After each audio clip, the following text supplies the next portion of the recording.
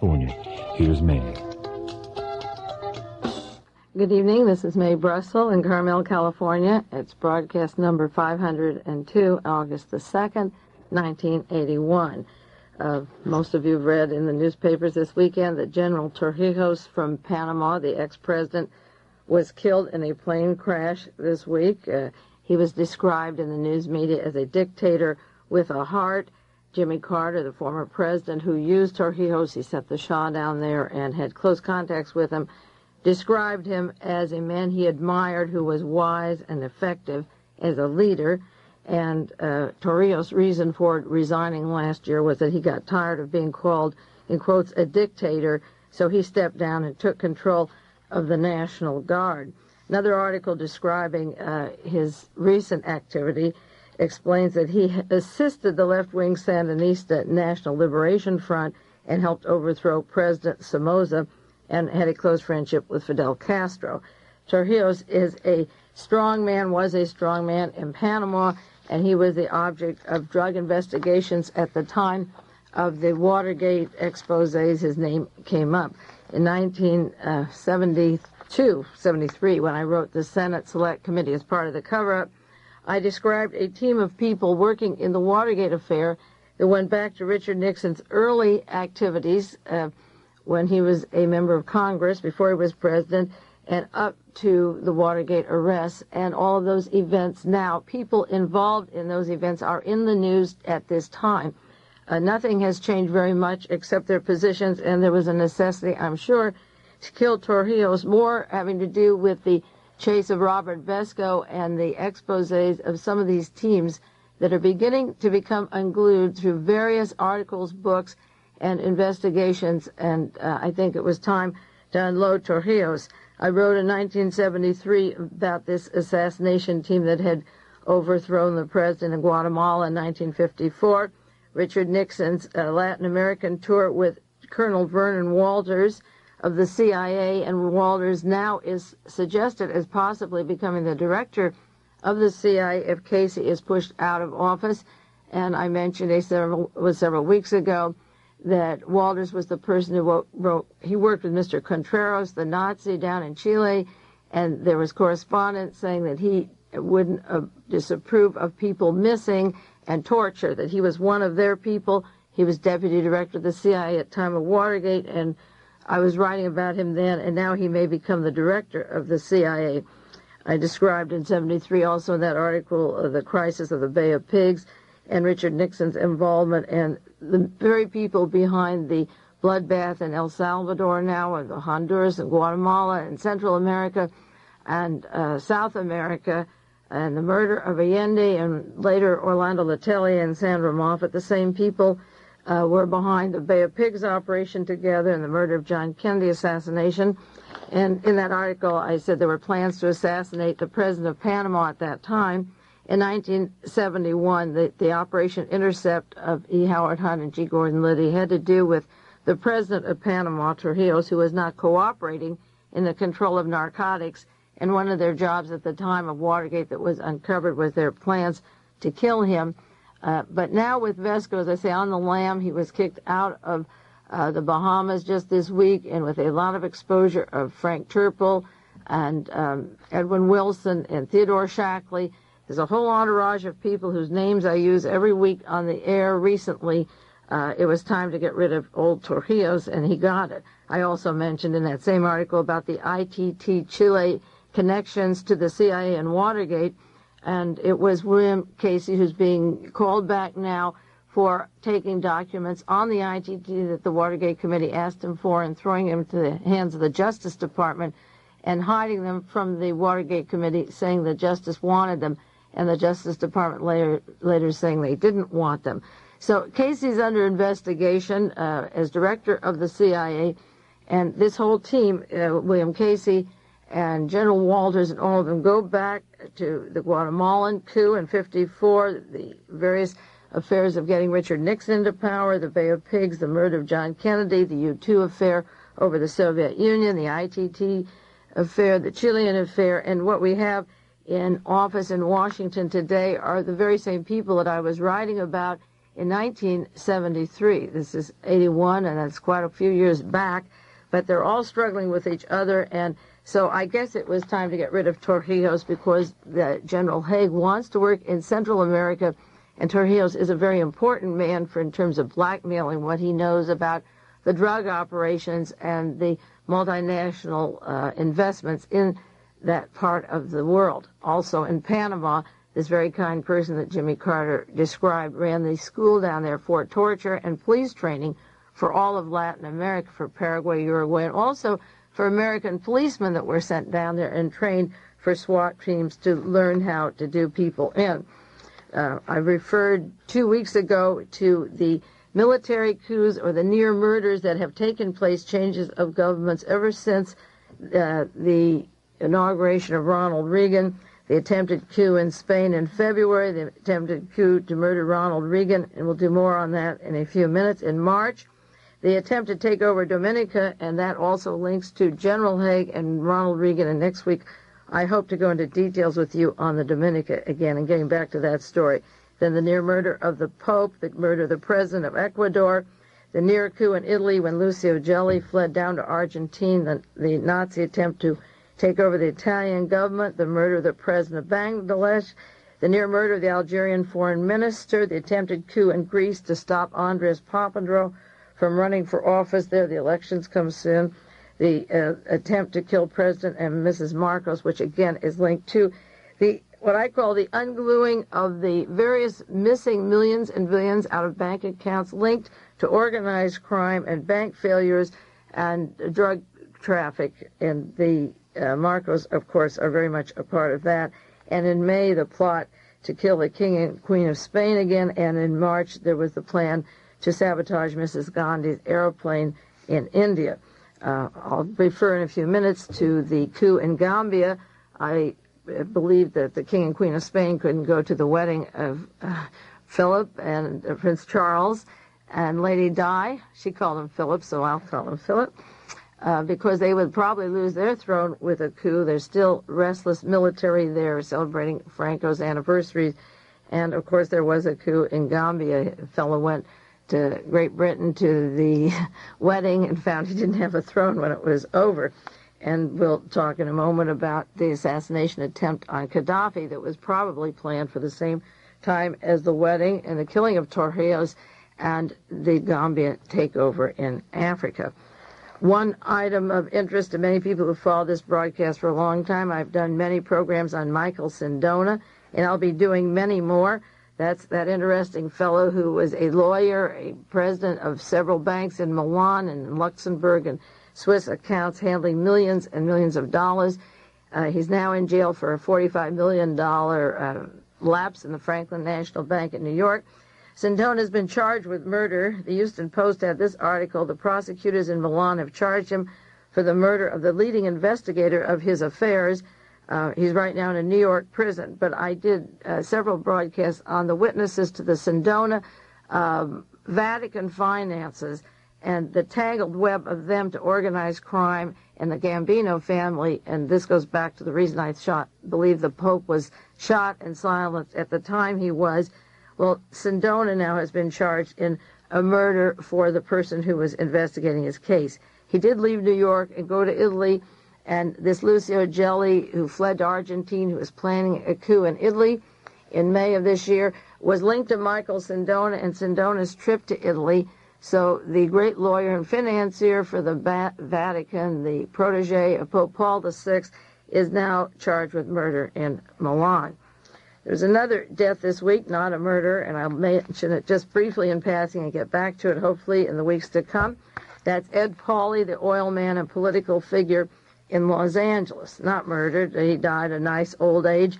Ed Pauley was a very important person because, for one thing, he covered a man named Ed Butler and hired him. He was in military intelligence, and under the guise of Ed Pauley's employment, this character made a record in New Orleans with Lee Harvey Oswald, who was working with Navy intelligence, and Oswald wanted an excuse to get into Cuba just as he had been in the Soviet Union. So he made a record down in New Orleans saying that he was a Marxist, and that record was sold commercially and I have a copy of the record, and they're available, of Lee Harvey Oswald, the Marxist. And the purpose of the recording with Ed Butler, military intelligence, working with Ed Pauley, was so that he could apply to go to Cuba as he had been in the Soviet Union. And the moment Oswald was made the patsy for the John Kennedy assassination, the record was played all over the world to show that a Marxist had killed John Kennedy. That was in the offices. Ed Butler worked for Edwin Pauley, as described as a great political figure. And he was. He also had Ed Butler publish the very first article after the Sharon Tate LaBianca murders, called "Did Hate Kill Tate?" And this article goes into Black Panthers and how the blacks probably went into the white neighborhood and did these killings and spread the terrorism. Then later you found out it was some very white, devout Christian people like Charles Watson and Sue Atkins, who's now engaged to a very wealthy Texas oilman, and these people expect to get out. In fact, Watson said that members of organized crime are helping him to try to get out of San Luis Obispo. Those are the people that murdered the family, Sharon Tate's friends and herself and her baby, and the LaBiancas. It wasn't Charles Manson that was in the family. But the cover for all of this was under Edwin Pauley, and I'll do more on his organization in time. I just want to mention that he did pass away. Last week we were talking about the Newsweek article that would be coming out. The CIA plans got protests from members of the House that were watching Director Casey, and part of the problem with William Casey was the plans to kill Khadafy. The committee that keeps control of the intelligence operations stopped this operation from going. And after the broadcast Sunday night, the San Francisco Chronicle the next morning, or rather Examiner, had a headline story, "CIA plan to kill Khadafy." And there's a long story. Casey's in trouble over reported plan to kill Khadafy. And that same week, Newsweek had a large story with Khadafy on the cover, "The most dangerous man in the world." Of course, they don't take into account all the American money and the millions of dollars and the funding of Khadafy for the weapons, the assassination teams. They go into it a little bit, but they call him the most dangerous man, just as they referred to Hitler as a dangerous, cruel man, and for years denied the fact of who was funding Hitler or arming Hitler, and Khadafy seemed to be the fall guy. So the cover of the major magazines the week that he was supposed to be killed had him the most dangerous man in the world, so you wouldn't mind if the man was bumped off, because, after all, look how dangerous he is. And Newsweek had a picture, the plan to overthrow Khadafy, and they brought up the problem of Director William Casey and the CIA, among his other problems. And they also have pictures of the people that would replace Casey if he goes out. Newsweek, this is August the 3rd, 1981. It came out last Tuesday. They have General Walters and some very mean guys, Mr. Graham, who was director of the Defense Intelligence Agency, and people that would take over if Casey was out. But all of a sudden, Casey didn't go for that, and Casey was pulled back in, and the committee changed their minds. He's a fine fellow. He's still under trouble, and they've hired Fred Thompson, a Watergate attorney, to go into the Casey matter. But they changed their story, and then the San Francisco Chronicle the next day said, no, the sources for the CIA plot were wrong. They were going to go into Mauritania. Now, I doubt if all that trouble about William Casey had to do with Mauritania. You couldn't even find it on a map. It's described as poor Muslim West African nation, a target for a coup.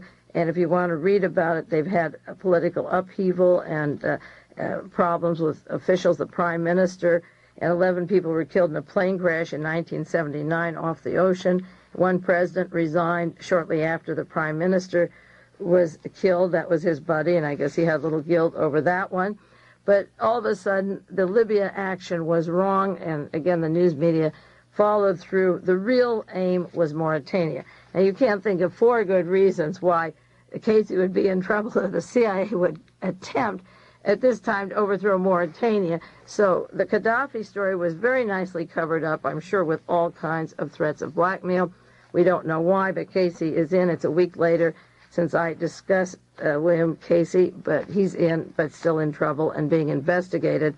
And, of course, the big story is it links to Robert Vesco and the investment overseas, the Cornfeld outfit, because, again, this whole group that I have named on the air over and over again in the last few weeks, their names I hope will become familiar to you because they're in a series of operations of continuous assassinations, coups, killing public officials for a long period of time since World War II was over. And in the 50s and 60s, they really went hog wild, and they've been going ever since.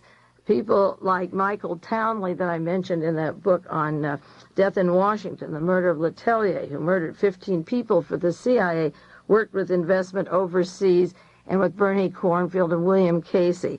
And Casey's under fire for his Vesco connections. So, and he covered up the murder of Allende and Letelier in Washington, D.C.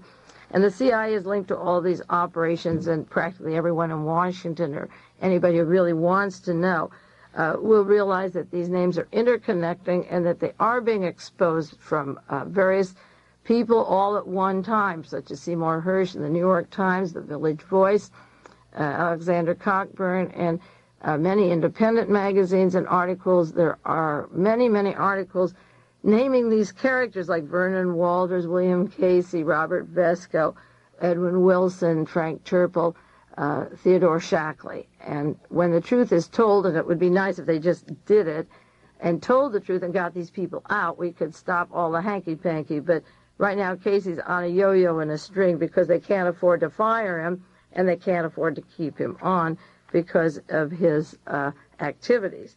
Now, the person that was making charges against Mr. Casey, his accuser, has been missing from the firm. He allegedly took $3.3 million, and they're looking through the books for the McNell Brothers. They've gone and nobody has found them, and they have an agency, the Triad Energy Corporation, and they've taken a powder since the accusations against Casey. I don't know whether they'll end up in the back of a compressor of a car, the way that Jimmy Hoffa did, or in a drum with their arms and legs cut off, or if they'll show up at all. There are so many people with pieces of the puzzles of conspiracies and assassinations out now, such as Edwin Wilson and Theodore Shackley, Samuel Cummings, and Michael Sindona, Frank Turple, wanting to make a movie in England, Sindona sitting in a jail in New York wanting to talk. That goodness knows where the axe is going to fall next, but there's going to be a continuous amount of murders and disappearances of witnesses, as there are every day. I'm cutting out and have a pile of articles, more than I can do once a week on this program. Now they're pulling out, according to the San Francisco Examiner, the story of the McNeil's missing brother, the mysterious death. And the deputy assistant in charge of the FBI is saying that Samuel and Thomas McNeil, the men that blew the whistle on Mr. William Casey, director of the CIA, and these two men are missing. There's a suspicion that their brother was murdered. At the time they said that he died of natural causes, and now they're looking into the story of the death. This is the group that broke the story of Max Hugel, the CIA spy chief that worked with William Casey, and Hugel was out. Now the brother of the missing men involved in the illegal stock deals, which again will go back to Robert Vesco and Bernie Cornfeld in that group, Dennis McNeil, the third brother, the one that died last year of natural causes, they think that he has been murdered because they have come out now and said that he had been abducted and beaten twice before his death on June the 1st. And so while all this turmoil is going, one brother is dead, and now they're reconstructing the story that maybe he was murdered, or the belief that he was murdered. And the Chicago Tribune had a long article just this last week. The CIA director's record reveals risky ventures and controversy. It's a long article. It goes into the ITT and the Vesco cases. And those are the big cases. As I say, the Bobby Vesco, Robert Vesco links to the past assassinations, to organized crime, to the way the Democratic and Republican parties have covered up these crimes. And Casey in the CIA from the OSS days, when it was first formed into the CIA, had to be a part of all of these operations. So what is coming out now is a tangled web in all of the news stories, not quite charging them with the real crimes that they should be charged with, that we talk about on this program, the continuous murder of politicians and figures to stand in the way of the election of Ronald Reagan or Richard Nixon, Robert Kennedy, John Kennedy, the civil rights leaders like Malcolm X, Martin Luther King. Those are just the largest number of a list of about 200 people that have been murdered, and public officials keep dying off or almost die and can die from complications later. There was an article in the Houston Post this last week, organized crime office to be closed in Texas, despite concerns of Senator Lloyd Bentsen. The Texas Organized Crime Prevention Council, the Justice Department, is closing its one-man office in Dallas. Now, this is at a time where there's never been more narcotics coming in, more deaths of narcotic people, larger loads, people at $22 million, $2 million, $4 million of narcotics. The Dallas office, which is the only office, is being closed. And it's being closed by the Assistant Attorney General, D. Lowell Jensen, who heads the department's criminal division, who's closing the Dallas office for narcotics. Now, Jensen is the man I warned you about on various programs. He was in California. He was the district attorney up in Alameda County who was heavily involved with the San Quentin 6 affair, the shooting of the judge up in Marin County, with various covert operations, the SLA, the Romero Little trial. He has been part of the network of California counterintelligence, what I call the violence of the CIA terror team, going through the whole state of California. But he's very important up in Alameda area, the Chowchilla affair and so forth. Now, he went on to Washington for Ronald Reagan's appointment to the assistant in the Justice Department. Now, remember, Ronald Reagan's inauguration, there was Frank Sinatra, a long history of association with organized crime, giving the inaugural ball. Paul Laxalt, former governor of Nevada, who's the senator from Nevada, Las Vegas, Nevada, the heart of the crime syndicate, the Hughes organization, Robert Mayu, Mo Dalitz, the whole interlocking link of organized crime. G. Robert Blakey came out with a report on the Kennedy assassination. There's $6 million investigation.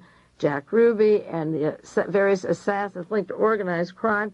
Then Ronald Reagan appoints Mr. Jensen from California, his long-term counterintelligence cover-up chief from California with a notorious record, who is the assistant in the criminal division and in charge of this division, who's closing the Dallas office.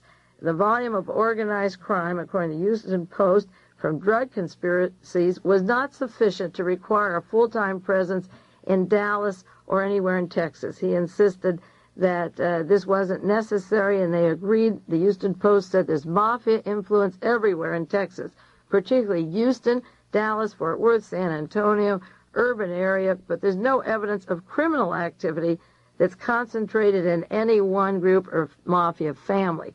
Now, with so many people linked to organized crime behind the President of the United States, why does there have to be one family that stands out to be singled out in order to have a drug group, organized crime prevention group in Texas? So the whole state of Texas, as of September, will be without this unit, the Organized Crime Prevention Council. And our California man, Mr. Jensen, in the Justice Department, has closed the office. Going on now in New Orleans is the trial against Carlos Marcello, the big daddy of organized crime. He's been charged with racketeering and conspiracy and bribery, mail and wire fraud. He was named as a possible assassin in arranging the assassination of John Kennedy and Robert Kennedy. He's never been prosecuted. He's the defendant in a case with Irving Davidson, another man from the National Security Council, the highest public official involved in the various assassinations and assassination teams.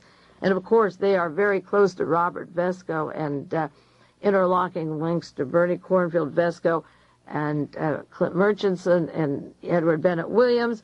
The whole ball of wax is coming to the surface in various cities and various trials.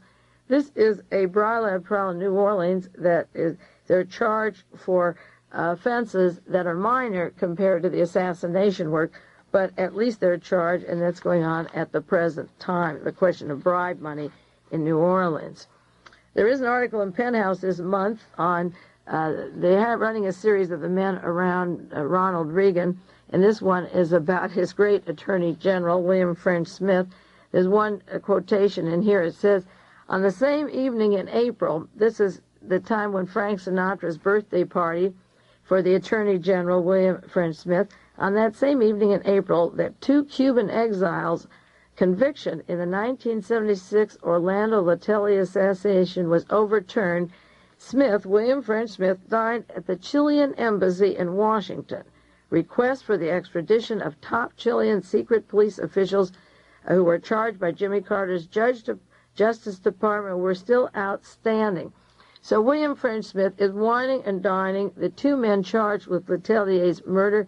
That brings in again George Bush, the vice president, Vernon Walters, Frank Turple, Edwin Wilson, the whole CIA gang, and the people in power, from a man who may become the director of the CIA, like Vernon Walters, or our own vice president.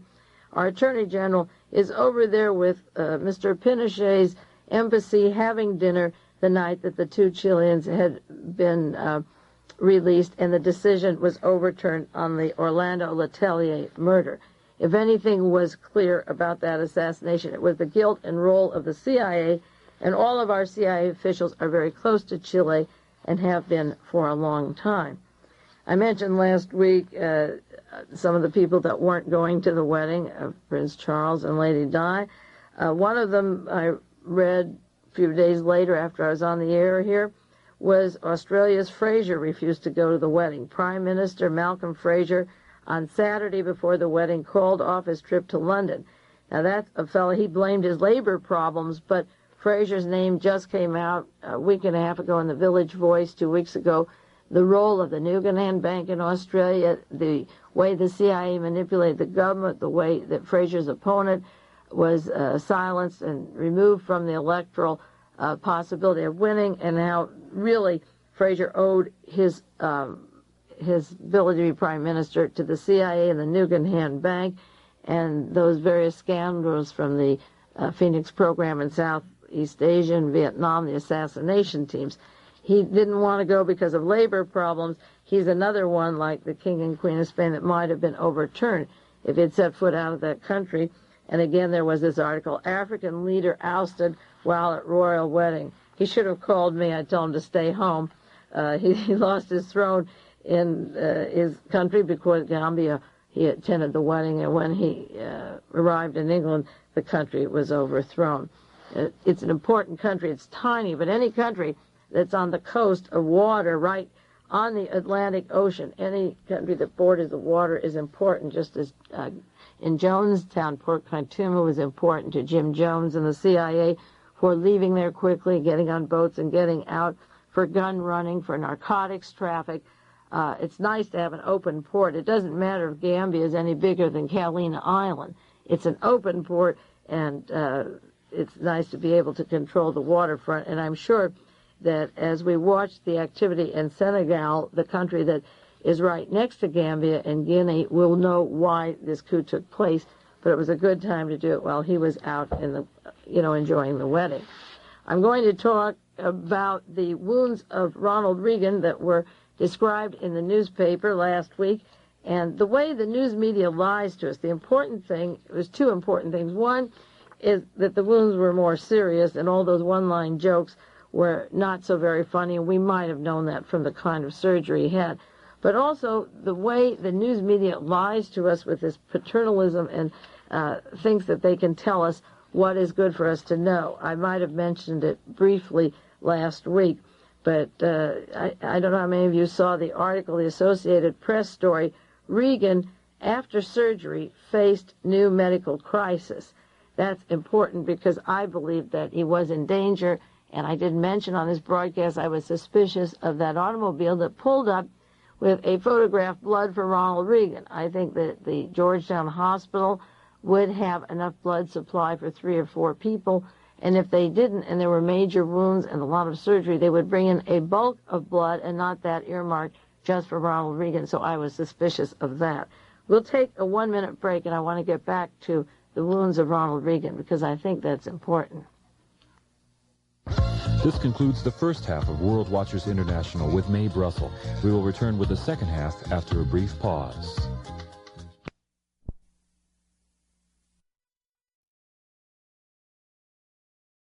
Ew. The Washington Post article, July 28th, said complications of Reagan's wounds are disclosed, and it tells how the doctors revealed a certain story at the time, but it was much more serious, and a lung collapsed, and he had a high fever, and it was worrisome, and chills, and there was fluid in the lung. One article I have from the San Jose Mercury, Reagan, after surgery, faced new medical crisis. And they refer to that mysterious and persistent high fever that caused some of his doctors to think further surgery was necessary. Then the article says there were a couple of gatherings of consultants. The dilemma was an obvious one because no one was sure of the cause of the bad turn. They range from optimistic to worried, and nobody knew why he got worse or what was behind it. Then the article has a description of his second medical crisis, how it came up, how the temperature was up to 102, how the white blood cell count went up, and they weren't, as I say, they weren't sure what happened, and it describes the concern of all those around of him that maybe he'd need more surgery, even though they told us that he was doing all right and passing these little notes back and forth. Then the San Francisco Chronicle, this was the San Jose Mercury. The San Francisco Chronicle has a picture of Ronald Reagan, and many of you saw it, some of you might not, of July 24th, the first official photo after the shooting. A reporter said it had been cropped to leave out a nurse at Reagan's left.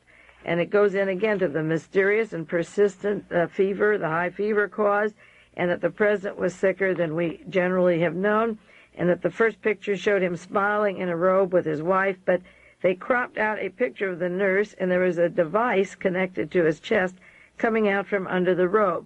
Now, this goes into the doctors operating on him and asking the FBI the caliber of the bullet, and they were told by the Secret Service, the FBI, it was a .38.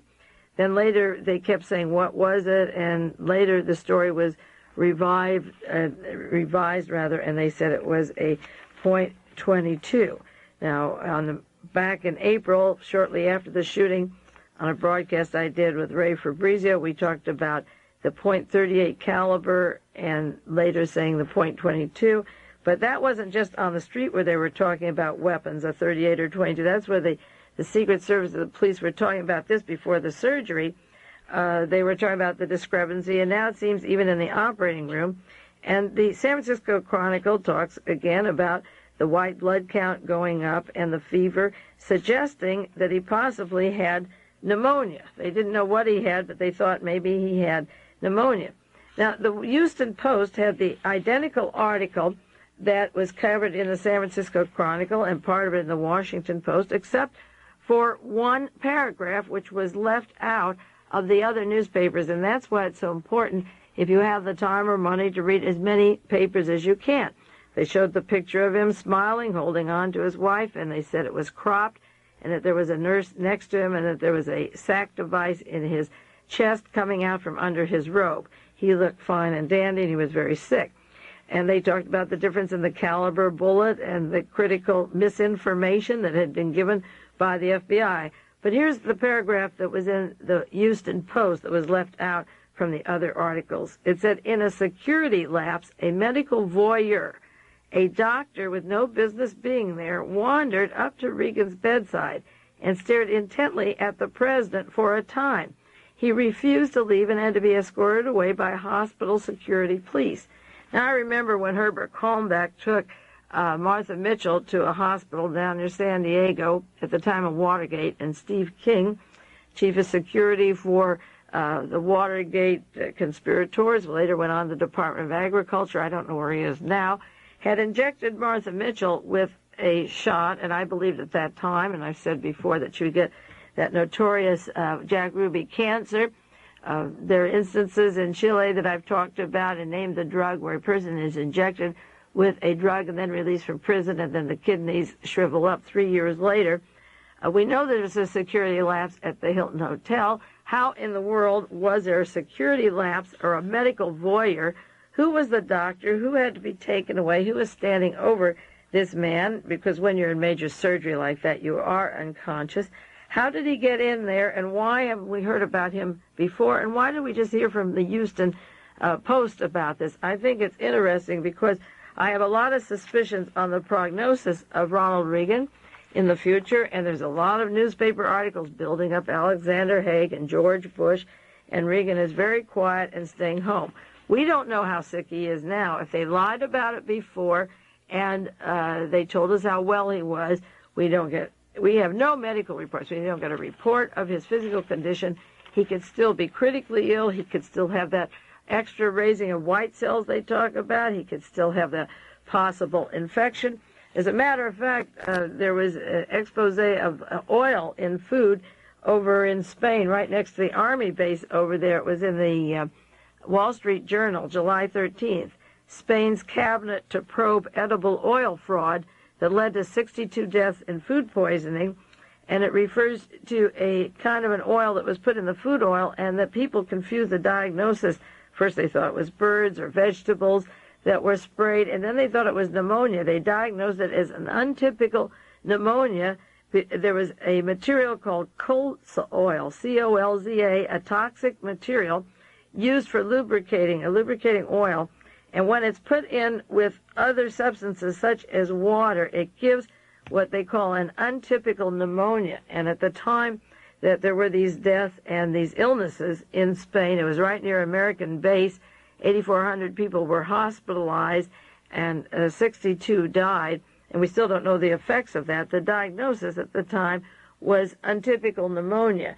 And I read in the Washington Post and the Houston Post that they thought he had an unusual pneumonia. So in the water, you can't taste it. Is it possible that the president will have complications later? I don't think we can rule that out. And, of course, the major media, nobody would link it to a plan to kill him that went back in March, because the American people think you'd have to shoot somebody to die or there's no other conspiracy going. But anybody who studies these medical problems or the CIA or the things that are being tested around the world knows there's a lot of ways to skin a cat and there's a lot of ways to kill people. The San Francisco Examiner this week and other papers had a very comforting article, an investigation by the FBI. John Hinckley Jr. acted alone. I know you'll all feel relieved. They went through all these documents and papers, and there was no conspiracy to shoot Ronald Reagan, and the country is safe. They've got the one man, and that's going to be the FBI report. They came to that conclusion as soon as they found a letter to Jodie Foster in his hotel room. The FBI doesn't really have to work and collect thousands of papers to support their reports. They have instant solutions, and everything that they get falls into what they said was their solving the crime within minutes of the shooting. So John Hinckley acted alone, and they said they had tremendous lengths to cover anything, and they knew that it would arise again, the subject would rise again. This was in the Houston Post, July 27th. Mr. Young of the FBI went to tremendous lengths to cover anything that would tend to incriminate or indicate a conspiracy, so that when historians look at the event, there will be a firm basis to preclude later questions that could arise. We learned this lesson from many other assassination attempts in which questions did arise later. Well, questions arise, but they don't answer them. So for historians for future use, in case you're wondering about Hinckley, he did it alone, and everything is calm in Washington. Reagan isn't nervous anymore, and you can rest assured they have the lone gunman. As far as the Pope goes, there was an article in the Los Angeles Times, "The Pope's Assailant Remains an Enigma," by David Wiley. And they go into the psychological investigation of this assailant, Mehmet Ali Agca. They said that Dr. Ovidio, had a psychological profile of him, a psychological puzzle, a paranoic, a schizophrenic, a religious fanatic with a history of epilepsy in childhood, submerged in tawdry waters of madness. That's over in Italy. That's that 1-minute motor epilepsy that Jack Ruby had, where they have hundreds of thousands of dollars, like Ruby can handle mob money, his pocket bulging with money, money to overthrow Fidel Castro, working with organized crime, and the Genovese family that was mentioned by one of the witnesses before the Warren Commission. They don't talk about the minute epilepsy that killed the Turkish journalist, or how the police opened the door to let him out dressed as a military man when he left Turkey, and then goes out and does some other assassinations and takes tours in Spain. He didn't have any epilepsy as he traveled around the world in Interpol, and nobody picked him up with his epileptic seizures. But they have convinced themselves that they have a lunatic over there. One person commenting on the trial, the quick trial of the Pope's assailant, said, "I'm convinced there was much more that could have been done in this trial. By questioning witnesses who knew Agca, a quite different impression would have emerged. He likes to play the fanatic, but he's not really like that at all." So somebody was concerned that the people that knew him didn't come forward, and I am sure the people that know John Hinckley Jr. are not going to come forward.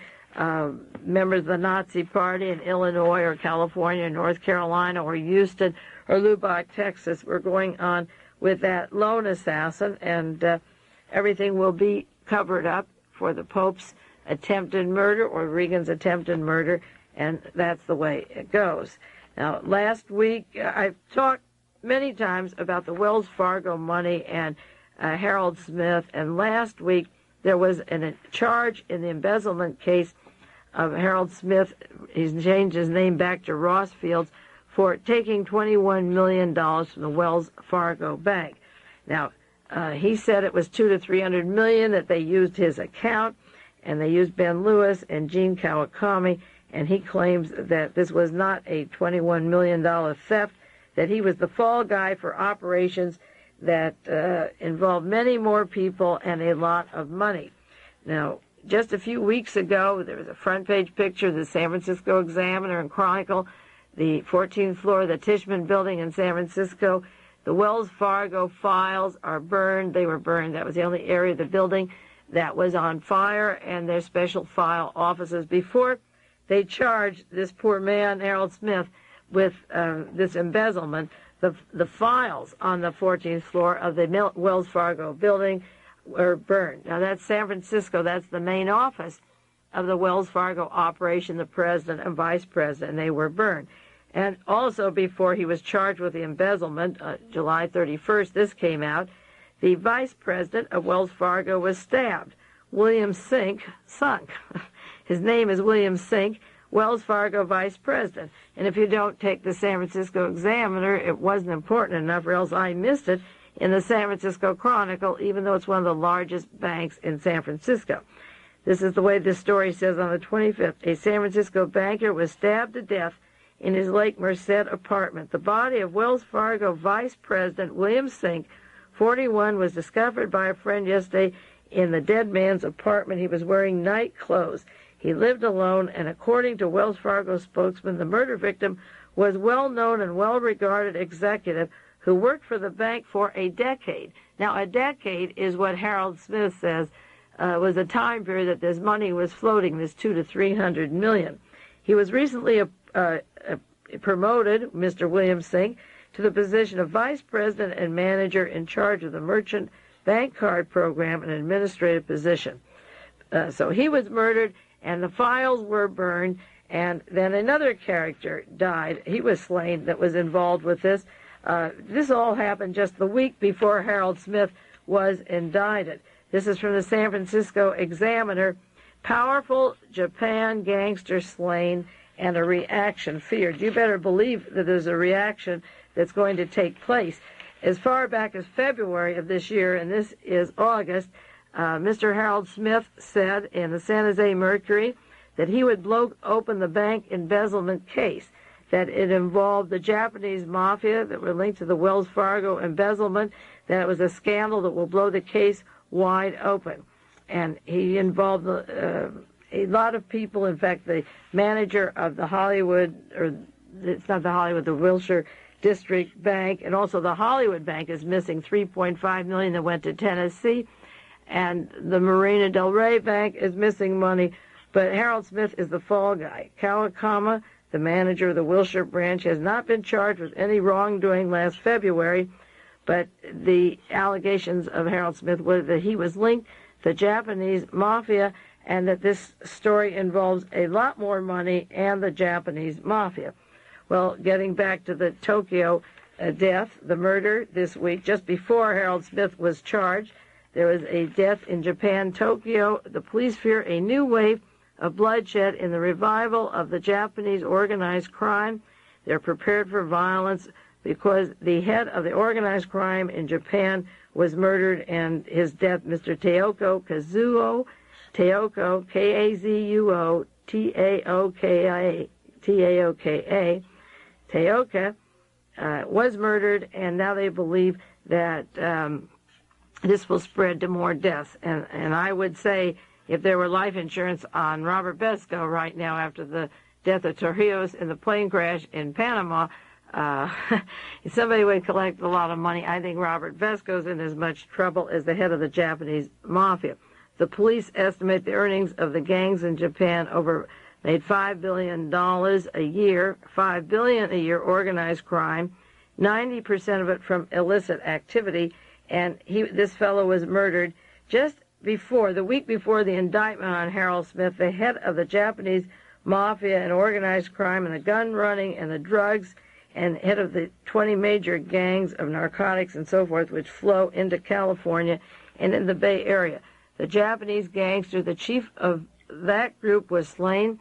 And as I mentioned several weeks ago, the head of the Hong Kong organized crime that is linked to the narcotics of Southeast Asia and the Orient, to the Japanese Mafia, he's missing. He's on the run. Torrijos is dead this week. The head of the Japanese Mafia was slain, and the vice president of Wells Fargo Bank and the files of Wells Fargo were burned. So bring on Harold Smith and let him prove that he's innocent. After the evidence is destroyed, after the primary witnesses get bumped off, then they can begin their trial.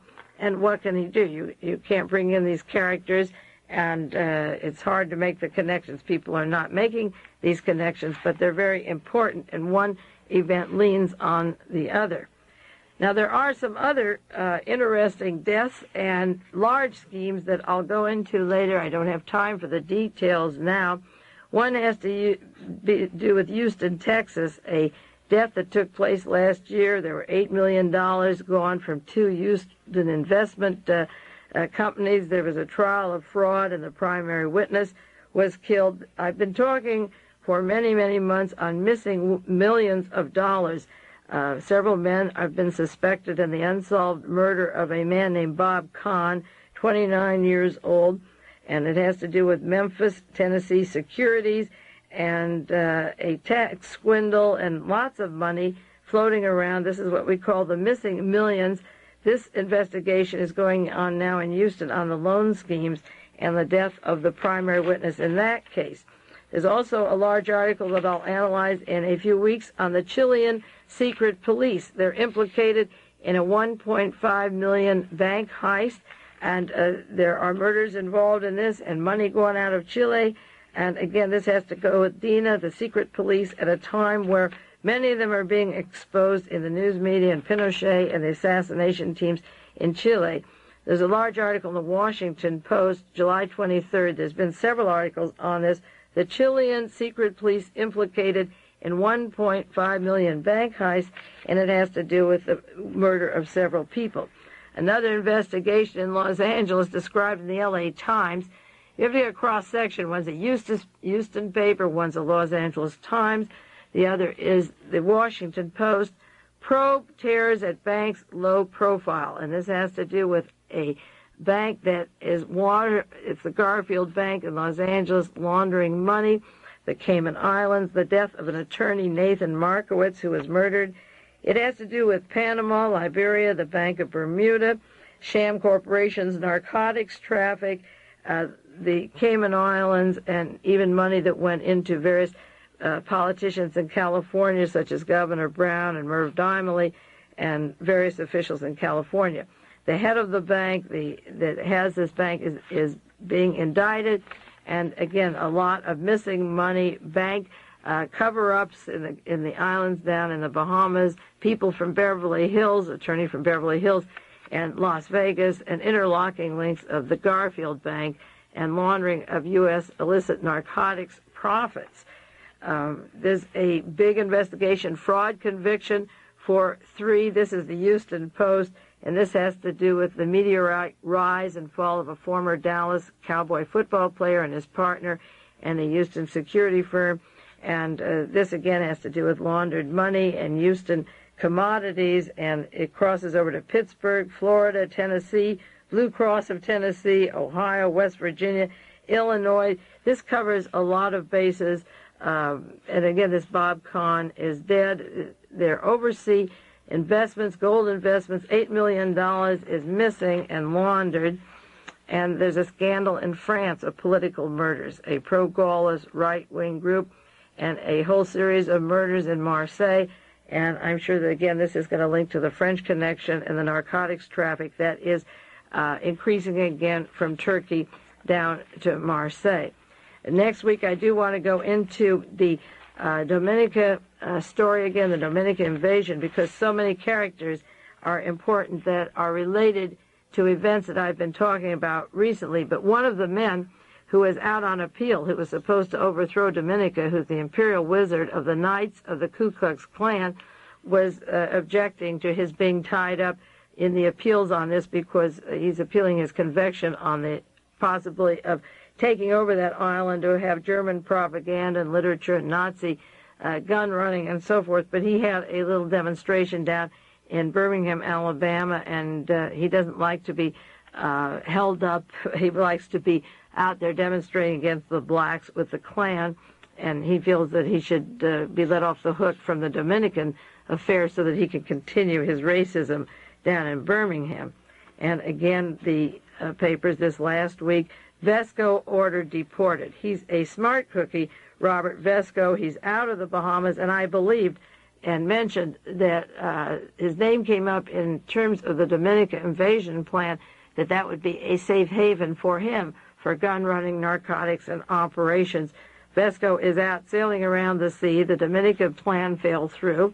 The Grand Dragon wants to demonstrate and burn, his crosses down in Birmingham, Alabama. He's being inhibited on his right to demonstrate and harass the blacks down there. And, of course, all of those people linked to high officials in the U.S. government and the CIA and want to get on with their racism and their activities down in the Caribbean, close to where the action will be as General Haig tries to take over that Caribbean area. And finally, in the last few minutes, I want to talk about another financier whose name is in the news this week. I talked about David Murdoch from Los Angeles and Richard Mellon Scaife last week. The Mellon family funding the New Right and the New Right organizations. The Wall Street Journal has an article, New half-owner of Fox Film is identified as secret commodities trading firm. Now, I don't have time in the remaining 5 minutes to go into too many details, but there's an operation going on right in Pebble Beach in California where also Richard Mellon Scaife owns property, and Edward Bennett Williams is the attorney for Marvin Davis, the man that just bought Fox Studio, and the Pebble Beach organization put Henry Kissinger on the board, and Gerald Ford, and there's Madame Chenault, the Flying Tigers, and Grace Kelly, Rainier, the High Society gang, close friends of Frank Sinatra's. Now, at the time that 20th Century Fox was purchased and Pebble Beach was purchased, there was a secret name that didn't come out, and it just surfaced this week. It's the RICO Corporation. It's Mark Rich, the Netherlands Antilles base, and the Wall Street Journal describes him as highly secretive, previously unidentified, involved with commodity trading firm, a risky, shadowy person in the shadowy world of buying and selling crude oil with offices in New York City. Marvin Davis from Denver, Colorado, and Mark Rich have been partners in other activities, some oil exploration and other ventures. Now, the Wall Street Journal uses the word secretive twice, and other ventures which they don't identify.